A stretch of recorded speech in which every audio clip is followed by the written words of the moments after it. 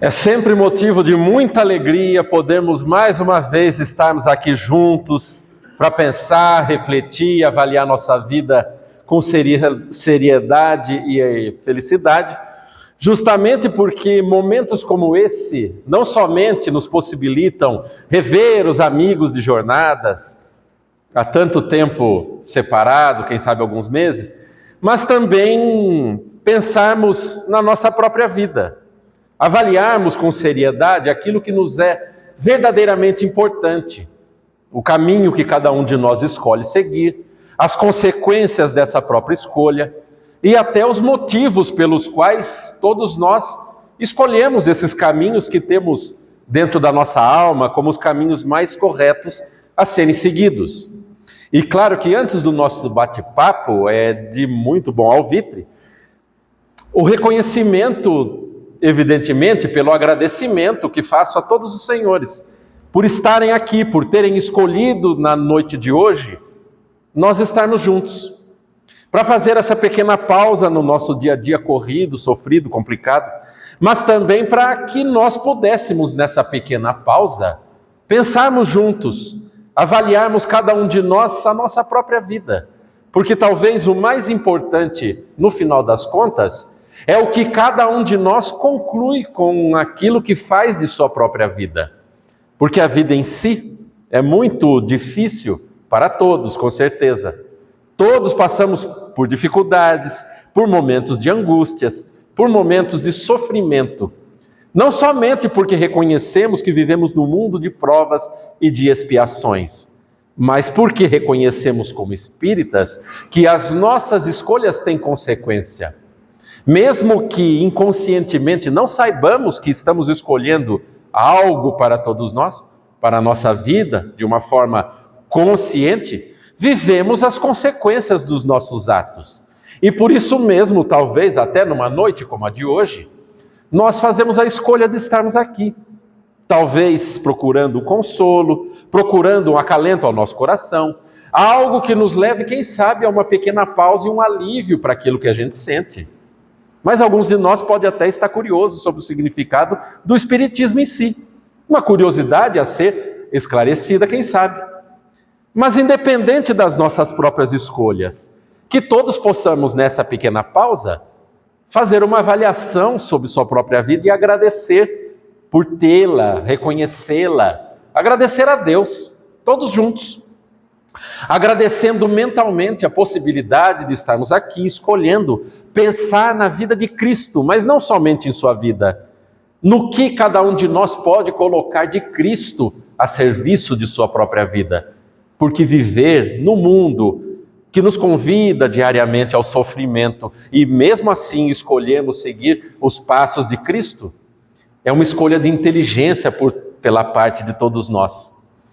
E assim, eu convido a todos a fazermos nessa avaliação, nesse pensamento conjunto, e farei cá a minha reflexão em voz alta, que provavelmente será acompanhada pelos amigos. Nós discutiremos sobre um tema que é bastante importante e relevante na nossa vida: livre-arbítrio. Talvez o significado dessas duas palavras, para nós, nos leve a tentar compreender até porque todos temos o tipo de vida que temos. Porque o livre-arbítrio em si, já que sabemos todos, é a possibilidade de escolha que todos temos conscientemente da nossa vida, mas também inconscientemente. E claro que eu utilizarei-me de alguns exemplos aqui para que a gente comece a entender e não apenas ficar filosofando sobre o significado desta frase conhecida como livre-arbítrio. Alguns de nós até se encaixará inicialmente, compreenderá a sua vida, que as suas próprias escolhas e que o seu livre-arbítrio determina as escolhas diretas que temos na nossa vida. Poderíamos dizer, poxa vida, se eu quero escolher uma roupa à semelhança de uma moda atual, eu posso escolher me vestir. Mas se eu me sentir confortável, quiser usar um chinelo, uma bermuda, uma camisa muito bem confortável, eu também tenho essa possibilidade. E o meu livre-arbítrio determina que essa escolha direta pode ser feita na minha vida tranquilamente. Poderíamos também até utilizar como exemplo que uma comida que nós escolhermos, seja ela a preferência que for, para todos nós, pode ser escolhida e ingerida da maneira que nós quisermos. É uma escolha direta. Mas alguns de nós poderemos ir além nesse pensamento e pensar até nas escolhas indiretas que também fazem parte da nossa vida. Um exemplo para que a gente possa imaginar. As leis que são determinadas no nosso país, tanto no âmbito federal, estadual ou municipal. Por exemplo, nós escolhemos indiretamente os nossos representantes. E fiquem tranquilos que eu não falarei de política aqui, porque eu sei que é um problema tremendo na vida de todos nós. Mas as escolhas que fazemos indiretamente afetam a nossa própria vida, como conjunto de sociedade. Exemplo prático: se nós vamos viajar para a praia, para alguma outra cidade, existe uma lei que determina que toda pessoa que pegar o seu veículo e dirigir-se por meio de uma rodovia tem de deixar o farol aceso, mesmo que seja de manhã, à tarde, e mesmo que eu não concorde. Estamos todos sujeitos às leis que são determinadas no nosso país como sociedade. E essa é uma escolha indireta para todos nós. Não é uma escolha direta, porque ninguém veio me perguntar se eu gostaria que essa lei fosse instituída. E para todos nós isso é válido. E a gente para tentar compreender que essas duas primeiras escolhas, tanto escolhas diretas na nossa vida, quanto as escolhas indiretas, fazem parte do tipo de vida que cada um de nós carregará. Mas sabemos também que toda a nossa vida é atrelada ao tipo de escolha que nós temos. E nós desenvolveremos esse tema para tentar compreender se essa afirmação é verdadeira ou não. Alguns de nós poderiam até observar a sua própria vida e tentar compreender que muito poucos de nós levam uma vida de completa e plena satisfação com a vida que têm. Justamente porque poderíamos citar inúmeros exemplos dos problemas que carregamos dentro da nossa própria vida, por meio, principalmente, das pessoas que nos cercam, e exemplos práticos podem ser utilizados. Eu sei que o pessoal aqui de Iracemápolis não tem problema familiar, mas como eu venho de Piracicaba, é bom utilizar os exemplos de lá que temos.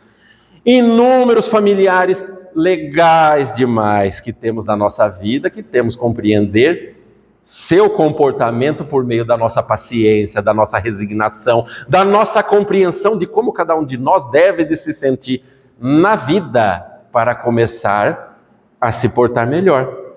Mas nesse vale tudo da vida pelo qual todos nós necessitamos de passar e viver, paramos para observar qual é o nosso comportamento perante as dificuldades que nos chegam. Muitas das vezes tornamos-nos pedintes a Deus. Pedintes para que Deus pudesse resolver esse nosso problema. E às vezes esse nosso comportamento, um tanto quanto imaturo e infantil, nos leva nessa pequena pausa a uma certa observação um pouco mais criteriosa.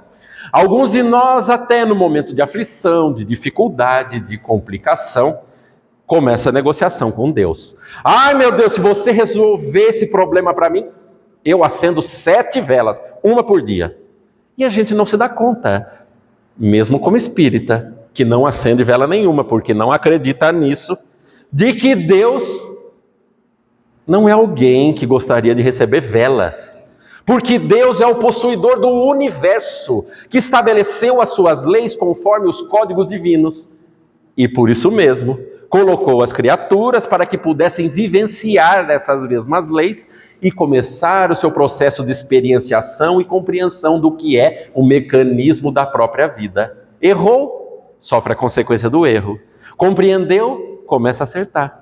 E essa repetição de todos nós que vivemos a nossa própria vida, a partir do momento que passamos as experiências vivenciadas, muitas das vezes, incorretamente, utilizamos-las para começar a compreender o que é a nossa própria vida por meio dos erros e acertos. Porque todos fomos criados simples e ignorantes, mas por meio da experienciação passamos a acumular a compreensão do que é o erro dentro da própria vida. O erro que muitas das vezes está atrelado ao nosso modo de vida e ao nosso modo de ser. Porque todos, criaturas que somos, que vivemos aqui, que somos do jeito que somos, procuramos, na maioria das vezes, aquilo que nos dá prazer. E estabelecer um roteiro de vida, de sua própria vida, por meio do prazer, seja ele qual for, e nisso poderíamos trazer até a psicologia de Joana de Ângeles, para começarmos a pensar sobre o significado da nossa própria vida, compreender que existem criaturas conhecidas como da boca para baixo, aquelas que determinam a sua própria vida por meio da alimentação gostosa, por sinal, porque olha, espírita adora comer. Ou por meio do descanso, que também é um atendimento orgânico da nossa própria vida, ou quem sabe estabelecer a sua vida procurando o prazer através do sexo. Essa é a nossa vida. Mas à medida que vamos experienciando as dores contidas por meio desses mesmos prazeres que são buscados interminantemente por todos nós, vamos nos dando conta de que existe algo mais da vida. Algo mais que necessita de ser vivido para se estabelecer um processo de satisfação da própria alma. Viver por meio da sua própria cabeça. E aí entramos num processo de compreensão do que seria o homem integral ou a mulher integral. Aquele que estabelece para a sua própria vida não somente um objetivo de se atingir a alimentação, o sono bem dormido e o sexo atendido, até por meio da reprodução, mas também colocando uma meta essencial para a sua própria vida através de um ideal. E quantas pessoas não colocaram um ideal acima de tudo? Pessoas que estabeleceram um processo de serem melhores para aquilo que acreditavam que deveriam de ser. Martin Luther King Jr., aquele que deu sua própria vida para que seus irmãos de mesma cor de pele pudessem ter uma vida melhor nos Estados Unidos. Ou quem sabe, Mahatma Gandhi, aquele indiano que estabeleceu um processo de não violência para contra o Império Britânico para libertar o seu povo. E citaríamos inúmeros exemplos daqueles que são os apóstolos da humanidade, que deram sua própria vida por meio do ideal. Ou seja, pessoas que colocaram a sua cabeça a serviço da vida, e não apenas o atendimento daqueles que seriam as necessidades orgânicas do corpo que todos temos. Mas essa é a nossa vida e a gente tenta começar a compreender o significado daquilo que todos nós pedimos. Meu Deus, ajude-me. E é muito válido, porque a oração é um processo que estabelecemos de conversa para com o Criador. Mas todos necessitamos de compreender o tipo de oração que carregamos dentro da nossa própria alma quando conversamos com aquele que é o nosso Criador. E alguns de nós passam a sua vida toda a pedir alguma coisa, uma resolução material de sua própria vida. Mas outros também começam nesse lampejo de esclarecimento da sua própria alma, a considerar que vale a pena também e a agradecer a vida que a gente tem. Por mais que estejamos vivendo uma vida difícil, uma vida complicada, uma vida dolorida, mas agradecer. Ah, meu Deus, que bom poder superar isso. Que bom poder entender um pouco mais sobre o que é o sentimento de religiosidade, compreender não somente o significado da palavra religião, que tem por estabelecimento da sua compreensão a religação com o Criador, mas estabelecer que todos nós podemos ter uma religiosidade muito bem posta na prática das nossas vidas. E a religiosidade lembra-nos de compreender aquela frase célebre de Cristo que um dia teria dito: aquele que quiser ser o primeiro, que seja o servidor de todos. E aí a gente passa a se dar conta de que tem um certo sentido as letras evangélicas contidas num livro conhecido como um conjunto de livros, a Bíblia. E a gente passa a compreender por meio não somente da nossa racionalidade, mas por meio do nosso sentimento, o que é o importante para todos nós.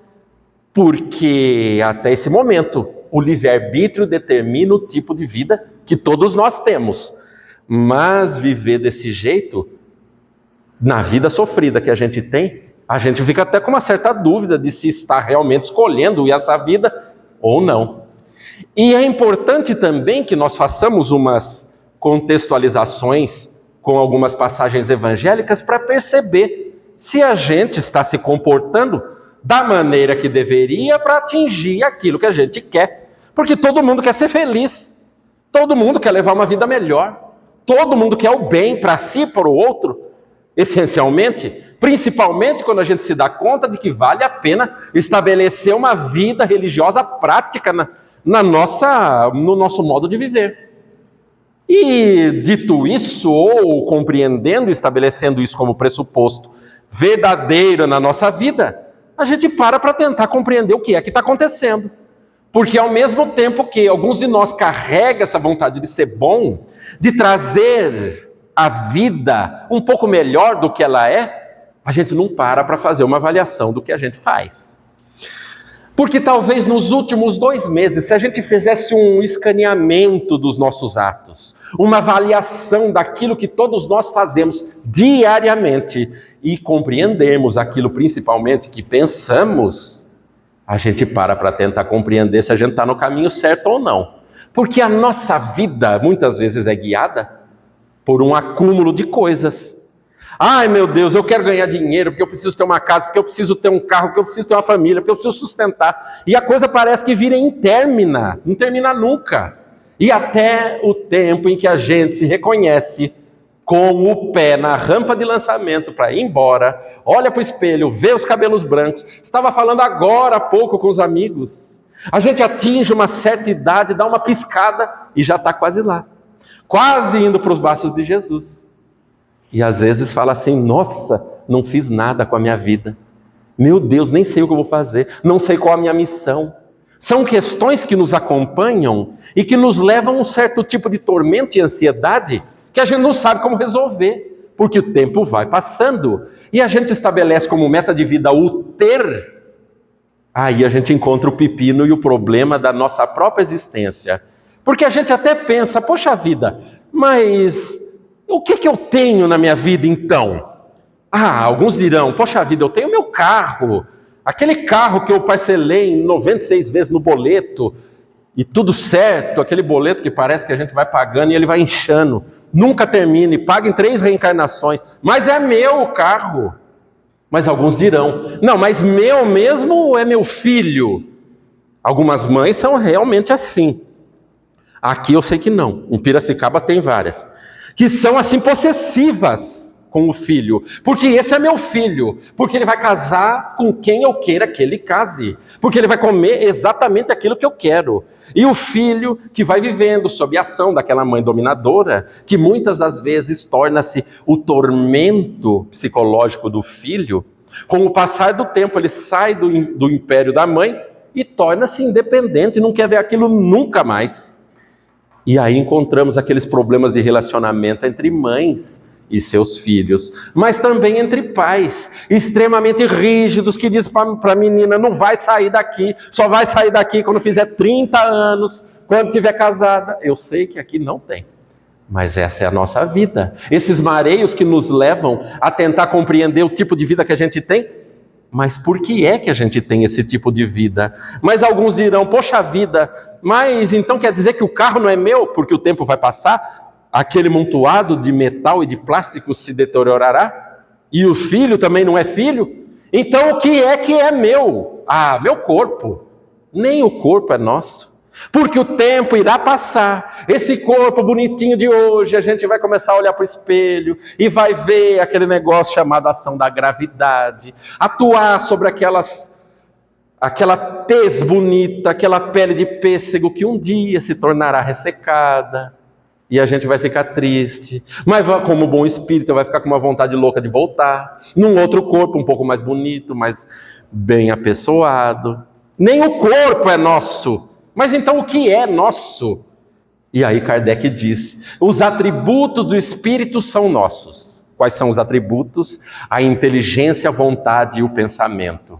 Mas talvez isso seja um tanto quanto abstrato, porque a inteligência a gente até compreende, existem pessoas relativamente inteligentes, com uma inteligência um tanto quanto rústica, e pessoas extremamente brilhantes, cujo cultivo durante a vida é que determinam como eles têm expressado a sua própria inteligência por meio do esforço que estabelecem na sua própria vida, através da intelectualidade, através das vontades de aprender e de fazer alguma coisa consigo. Mas nós podemos até tentar compreender que essa vontade é o que guia a vida que a gente tem. Vontades essas que estabelecem-se principalmente por meio do prazer.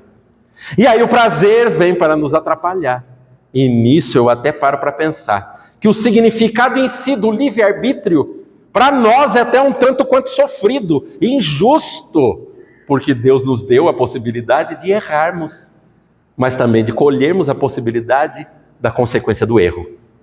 E a gente para pensar e tentar compreender que às vezes a nossa vida está ruim e complicada por meio das consequências das nossas próprias escolhas. Mas na nossa infantilidade espiritual e de compreensão da vida, é difícil assumir, colocar no colo, falar: olha, minha vida está ruim por causa de mim, única e exclusivamente.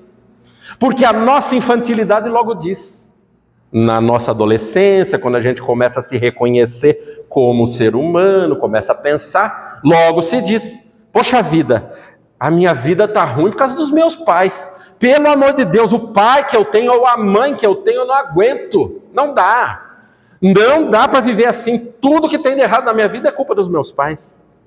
E o tempo vai passando, a gente vai amadurecendo, e a gente encontra durante a nossa própria vida uma pessoa fenomenal, que a gente passa um bom tempo chamando de benê. Alguns chamam de benê, e encontram esse benê na sua própria vida, só que a vida continua mais ou menos atrapalhada e ruim, né? Porque é difícil, porque a gente tem que se entender, porque a gente tem que melhorar, e o benê está lá. No começo a gente falou: poxa, esse daí vai resolver minha vida. Que maravilha, a gente lembra até desse dia que a gente pensou. Pensou até que era pegadinha na hora, né? Poxa vida! E depois que se deu conta de que esse benê começou a se mostrar uma pessoa um tanto quanto atrapalhada, a semelhança de mim mesmo, aí a coisa começa a ficar complicada.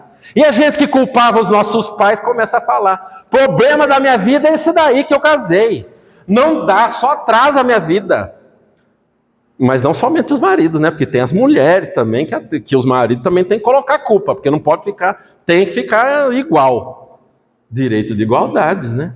E a gente começa a pensar: poxa vida, mas o tempo vai passando e a gente se acostuma com essa pessoa que para nós vira um amigo, né? Porque o tempo vai passando, a gente aprende mais ou menos quais são os defeitos, os problemas, a gente até ajuda, a gente até gosta. Né? A gente fala: eu não troco nunca, esse defeito aqui eu já me acostumei. Imagine pegar outro com outro problema que eu, agora nessa idade da vida, não dá. O tempo vai passando e a gente deixa de colocar a culpa naquele que seria o benê, né? E o tempo vai passando e a gente coloca no próximo da fila, porque não tem como.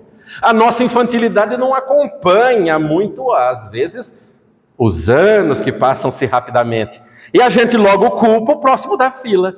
O governo, claro, como não? Minha vida está ruim por causa desse governo. E cada um escolhe o que acha melhor dentro do seu contexto de entendimento da vida, do que acha bom, do que acha ruim. Mas é culpa do governo, minha vida não vai para frente porque só escolhem gente ruim.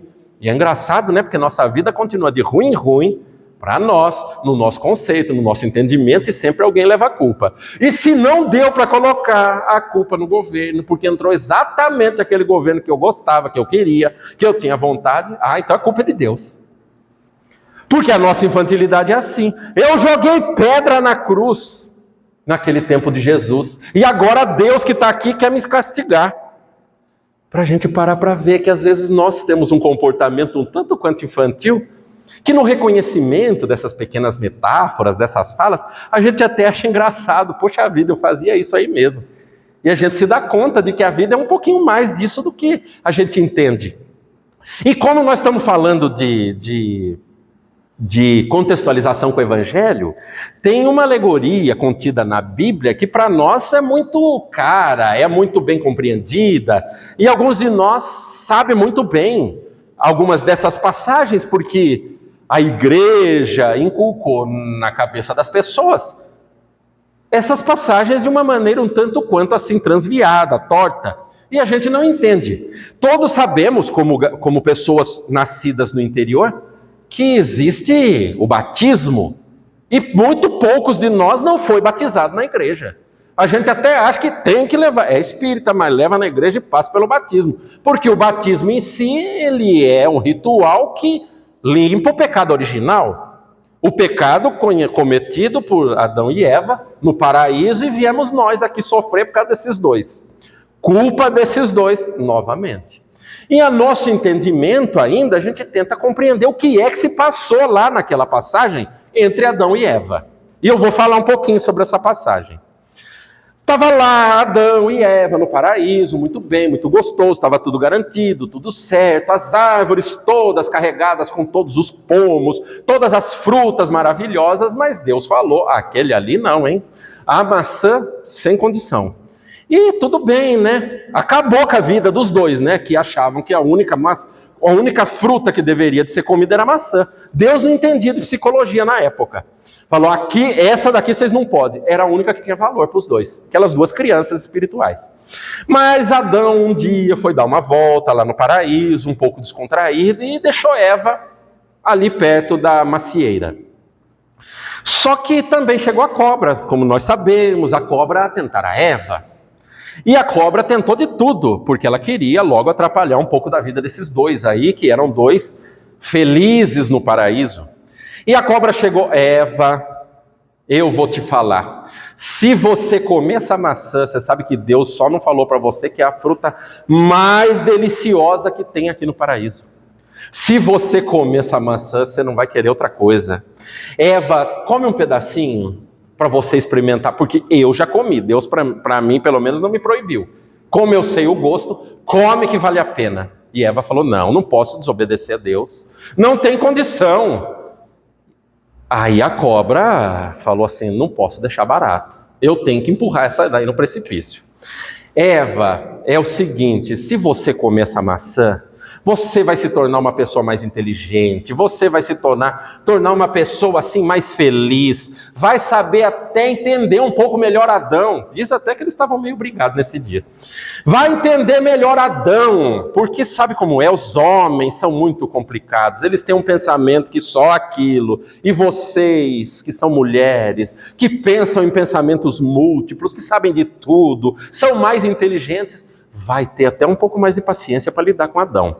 Mas ela achou a proposta boa, mas falou, poxa vida, tá boa, mas assim, poderia ser melhor, né?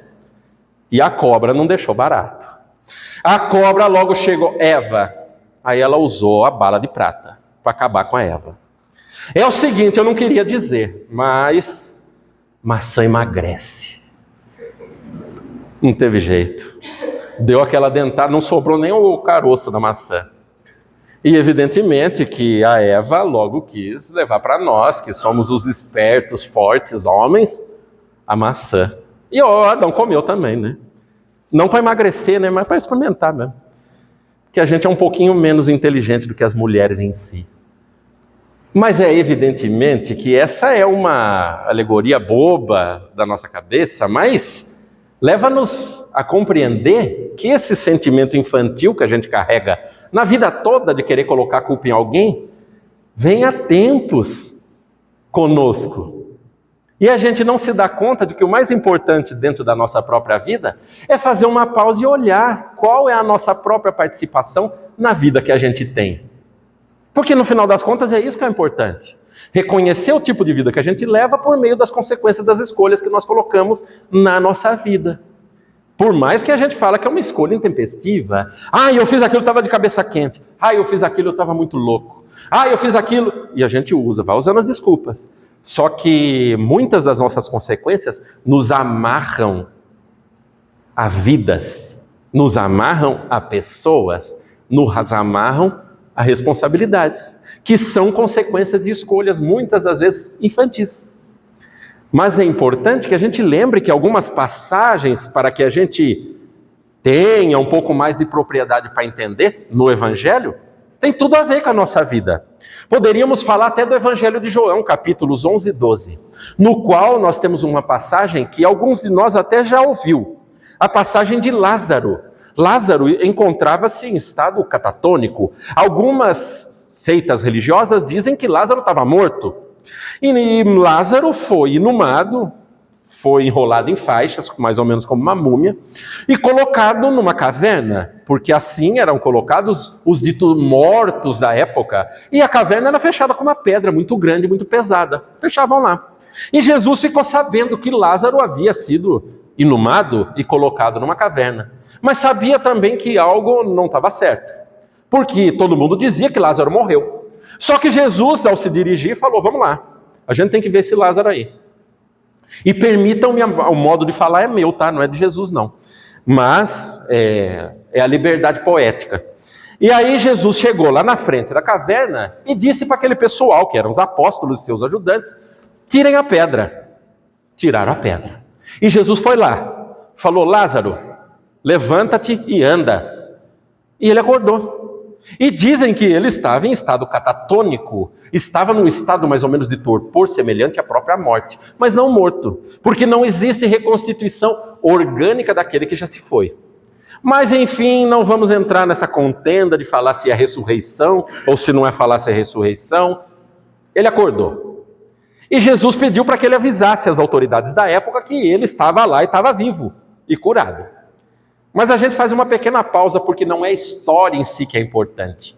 O mais importante é que Jesus, dotado de todos os seus poderes, não foi alguém que falou assim: pedra, sai fora, levita. Não. Ele falou: vão lá, vocês, e tirem a pedra, porque já estavam capacitados e habilitados para tirar a pedra. E nós, na nossa vida, fazendo essa pequena pausa e essa pequena avaliação, nos damos conta de que a gente já é capaz de muita coisa na vida. A gente já é capaz de trabalhar para si, de caminhar, de se compreender e começar a fazer pelo menos o básico. Porque a gente fala assim: eu vou no centro espírita e eu quero no centro espírita receber uma cura. Exemplo prático. Eu tenho uma prima, permitam-me a digressão. Tem uma prima que é terrível. Ela sabe que eu sou espírita, que eu faço palestra. E por isso mesmo, quando o calo aperta, existe um 0800 que cai no meu telefone. E é o tipo de pessoa assim que, quando liga, você vê, esse telefone celular hoje é terrível, né? Porque mostra até o RG da pessoa. E eu olho, vejo que é a pessoa, e não dá vontade de falar alô, tá? Dá vontade de falar: Pai nosso que estás nos céus. Eu olho: Pai nosso que estás nos céus. Segundo a palavra, continua: santificado seja o vosso nome. Vocês sabem mais ou menos como é a conversa. Mas nesse dia ela fala para mim: olha, você que é espírita, começa aquela conversa. Eu sei que vai vir uma bomba, então a conversa vai indo um pouco. Daqui a pouco vem a bomba. Olha, você que é espírita. Eu falo: olha, você que é espírita, você precisa me dar uma ajuda. Porque você sabe, né? Eu estou cheio de problema no meu trabalho. Eu estou cheio de problema dentro da minha vida. Eu estou cheio de problema dentro de tudo que eu faço. E eu preciso resolver um negócio. Eu quero saber, e por favor não me esconda nada. Eu quero saber onde é que tem uma casa espírita com passe forte. E eu às vezes tiro um sarro, né? Brinco um pouco, né? Tenho uma personalidade um pouco bem-humorada. Eu falo: mas assim, um passe forte com passista, meio alterofilista, bombadão, assim, para dar um jeito forte nesse passe. Ela não tem nada disso, não é isso que eu estou querendo dizer. Eu quero um passe forte para limpar. Mas para limpar minha alma, para que eu possa, na semana que vem, estar zeradinha. Porque hoje está difícil, está pesado. E eu quero passar por isso. Eu falei: Jesus, não me coloque esse pepino nos ombros. Mas falei: mas eu vou fazer uma propaganda de você agora, hein? Então, por favor, me ajude. Eu pedi, né? Com fervor, claro que mentalmente. Falei: olha, o negócio é o seguinte. Eu falei: vá numa palestra, assista, reflita, observe o que é que vão falar, pense na sua própria vida, veja o que você pode mudar para que você possa mudar de vida. Por meio do livre-arbítrio, mas lógico que falei com outras palavras. E ela fala: olha, você não entendeu nada do que eu estou querendo. Eu quero um negócio que resolva a minha vida. Eu falei: então tá bom, então vai em qualquer casa que está tudo certo. E o telefonema acabou ali, um pouco meio encrispado, porque ela não gostou da resposta. Mas a nossa vida é mais ou menos assim. Porque a gente quer, muitas das vezes, uma resolução dos nossos problemas sem a nossa própria participação. Sem a nossa paciência, sem a nossa compreensão, sem a nossa força de vontade. E às vezes mudar a nossa vida sem a nossa participação, sendo do jeito que cada um de nós é, exatamente desse jeitinho maravilhoso, esperando que o resultado seja diferente, é uma incongruência. Porque a gente fala assim, muitas das vezes, poxa vida, eu queria tanto assim que a vida fosse melhor. Eu queria que todas as pessoas fossem felizes, que elas se comportassem bem, que elas não brigassem. E paremos para pensar o que cada um de nós fez nos 2 últimos meses, principalmente nas redes sociais. Quantos de nós dedicou 5 minutos do seu dia para espalhar uma palavra de amor, uma palavra de consolo, uma mensagem bonita? Mas quantos de nós também parou para espalhar desgraça, espalhar o ódio, espalhar maledicência? E a gente começa a tentar se entender. Poxa vida, mas minha vida não vai para frente. E a gente tem que fazer essa pequena pausa e essa avaliação muito sincera dentro da nossa própria alma para saber onde que a gente se situa. Mas alguns de nós diriam, poxa vida, eu gostaria assim de emagrecer, de fazer assim um regime, de me tornar um pouco melhor, mais saudável, mais bonito. Mas passa a semana inteira comendo chocolate todos os dias. E a gente começa a ver a incongruência. Ah, mas eu queria saúde, eu queria ir no centro espírita para que eu pudesse receber uma graça que tirasse de mim esse problema de saúde. Mas sai de lá e fuma 3 maços de cigarro todos os dias para ver incongruência. Ou a gente fala, nossa, essas pessoas do dia a dia não prestam nenhuma. Todas fazem uma vida aí que ninguém aguenta. E às vezes a pessoa que fala isso chega numa roda de amigos e diz, olha, aconteceu um negócio, nem te conto. E conta. E a gente vê quão desparcerado é a nossa própria vida das vontades que temos. Por isso mesmo, é muito importante que a gente passe a compreender o significado do livre-arbítrio, porque Deus nos deu a possibilidade de fazermos conosco mesmo aquilo que a gente quer, aquilo que a nossa vontade deseja, aquilo que a gente acha que é o melhor. E muitas das vezes essa escolha na nossa vida, em que nós dizemos aquilo que é o melhor, é justamente aquilo que passa pelo crivo da nossa vontade. E sabe que até existe uma historinha muito engraçada de um piracicabano que ele levava uma vida muito condizente com aquilo que ele gostava. E vocês já ouviram falar daquela lâmpada de Aladim, que a gente também não acredita, mas se a gente achar, a gente esfrega para ver se dá alguma coisa? Esse piracicabano achou a lâmpada um dia perdida pela cidade. E a sua vontade interna de pensar, de acreditar que aquela lâmpada poderia dizer para ele que ele poderia ter 3 desejos atendidos, deixava ele com taquicardia, com vontade de esfregar com mais força ainda. E ele esfregou com toda a força, Piracicabano matreiro, e saiu o gênio. O gênio se apresentou, disse, fala Piracicabano, tudo bom? Tudo bom. E ele, como bom Piracicabano, tudo bom. Você tem 3 desejos, você sabe, não é? Sei sim, eu gostaria muito de escolher. Fale aí o primeiro desejo que você gostaria. Eu vou querer, ele pensou, avaliou, eu vou querer uma pamonha. Piracicabano adora. Eu vou querer uma pamonha. E o gênio, toma aí uma pamonha, primeiro desejo atendido. Eu vou querer agora para o segundo desejo, se você me permite, deixa eu pensar, eu vou querer outra pamonha. E foi lá o gênio, outra pamonha para ele. E ele ficou tão feliz, os olhos brilharam, olha que ele viu aquelas 2 pamonhas. Só que o gênio falou, poxa vida, quer mais um desejo? Eu posso? Pode. Então eu vou querer, olha, acho que eu vou querer um saco de dinheiro. Mas o gênio ficou até meio assim, né? Saco de dinheiro, geralmente é o que pedem primeiro. E estava lá o saco de dinheiro. E ele falou, olha só, Piracicabano, agora que você teve os seus 3 desejos atendidos, você, por favor, jogue a lâmpada longe para que alguém possa também pegar e usufruir desses 3 desejos. Tá certo? Tá certo. Mas o Piracicabano era muito matreiro. O gênio entrou na lâmpada e ele falou, eu vou jogar essa lâmpada aqui meio perto. Porque vai que eu passo de novo e eu acho, e aí eu tenho mais 3 desejos, né? E ele jogou assim meio perto, já mais ou menos sabendo onde era. E deu mais ou menos uma semaninha fazendo outras coisas, e logo ele pensou, vou passar lá de novo, porque eu preciso ver se eu acho aquela lâmpada é uma boa. Pô, 3 desejos na nossa vida, quem não quer? E ele passou de novo lá, e não é que a lâmpada estava lá? Ele passou e pegou. E o Piracicabano, espertão, vou esfregar de novo. E saiu lá o gênio de novo. E ele falou, oh, Piracicabano, que negócio é esse, rapaz? Eu falei para você jogar longe. Você não pode nesse negócio de 6 desejos. 3 mais 3. Mas sabe de uma coisa, Piracicabano? Eu fiquei aqui encucado com uma coisa.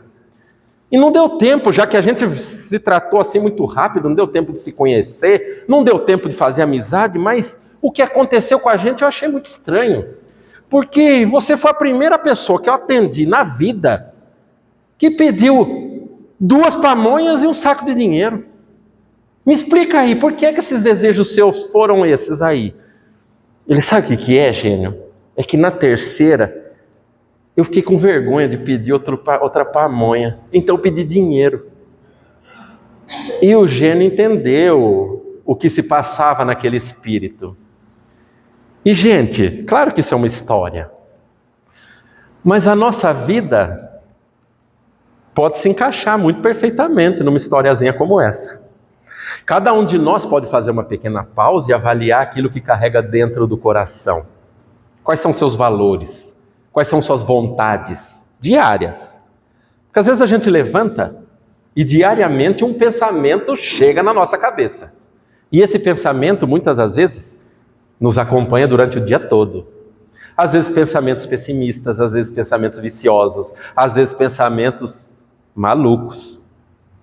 E a gente não se dá conta de que a gente passa a vida toda correndo atrás dessa bendita pamonha, na figura de outras coisas, evidentemente. Aquele que é apegado ao dinheiro, o dia a dia é o dinheiro. Não interessa, a minha vida tem que ser guiada para ganhar dinheiro. Não interessa se eu tenho que passar a perna nos outros, não interessa se eu tenho que fazer alguma coisa errada. Eu faço. Pensamentos viciosos por meio do alcoolismo também, primeiro pensamento. Eu preciso colocar para dentro do meu corpo uma toxina que me dá uma satisfação e um prazer. Essa é a nossa pamonha. E muitas das vezes a gente não se dá conta de que está vivendo num processo de automatismo que nos leva a ter uma vida do jeito que ela é. Que é difícil, que é complicada, mas que é uma vida que nos convida todos os dias ao aprendizado, à mudança, ao esforço. Principalmente ao esforço. Porque não pensem também que quem está falando aqui já passou por todas as dificuldades, superou. Muito pelo contrário, estamos subindo todo mundo junto. Essa montanha que não acaba nunca, que o cume nunca chega, suando, chorando, reclamando, todo mundo subindo. E às vezes a gente para no meio do caminho, para ver se de repente passa um bonde ou alguém que nos carregue. Assim, meus amigos, eu faço votos, com toda sinceridade, de que a gente possa fazer uma pequena pausa na nossa vida, avaliar quais são os nossos desejos, as nossas pamonhas, e o que nosso livre-arbítrio de nossas escolhas podem fazer com a nossa própria vida. Até quando nós quisermos, com muita vontade e seriedade, estabelecer um processo de mudança para sermos felizes. Porque muitas das vezes a felicidade vem por meio do dever na vida. O dever do esforço bem servido na vida. Às vezes para filhos, para os pais, para as pessoas que nos cercam. Cada um de nós poderá identificar com muita seriedade o tipo de vida que está levando e qual sua função, qual o esforço que necessitará de empreender para ser melhor. Porque ser melhor cansa, custa esforço. Assim, meus amigos, eu finalizo esse nosso bate-papo lembrando aquela primeira palavra que foi o início da nossa conversa: a gratidão. A gratidão por acompanharmos, avaliarmos a nossa vida e escolhermos, quem sabe, nos inspirar, para a gente se sentir um pouco melhor, para começar essa batalha que às vezes para nós a gente não sabe nem por onde começar.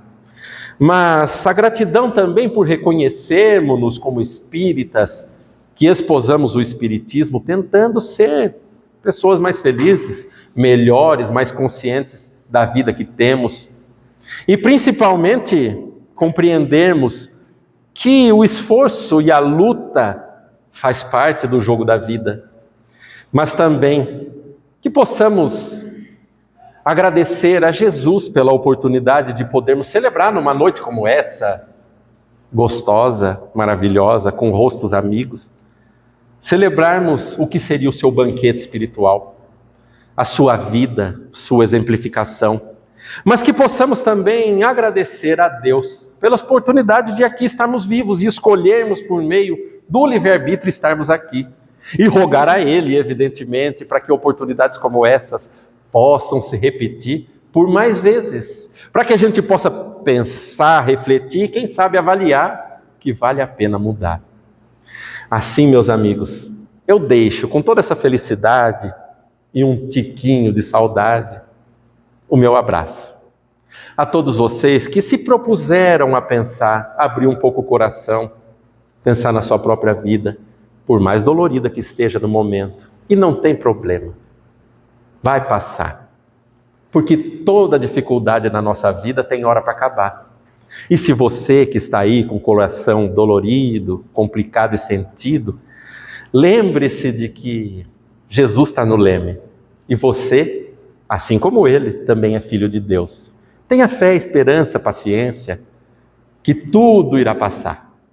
E lembre-se de que a nossa escolha determinará, num futuro próximo, ou quem sabe um tanto quanto distante, o tipo de vida pelo qual a gente ainda vai ter que lutar. Então deixo assim, meus amigos, meu abraço a todos. E rogo para que numa próxima oportunidade a gente esteja aqui, novamente, para pensar, refletir, quem sabe mudar. Grande beijo e até a próxima. Obrigado.